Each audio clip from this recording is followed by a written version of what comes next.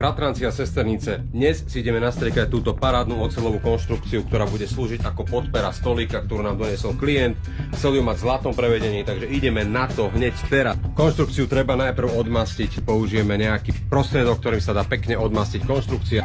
Solvent cleaner, kto by chcel ešte nejakú inú variantu, je to 70% etylalkohol.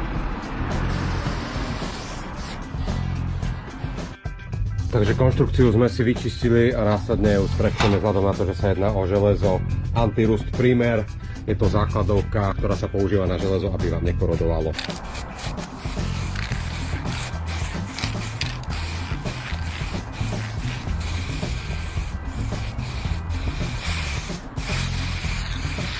Antikoroznú základovku sme si nastriekali. Krása, a teraz si to strekneme. Gold Metallic Pro, rozdiel medzi metalickou farbou a chromovým efektom je zásadný.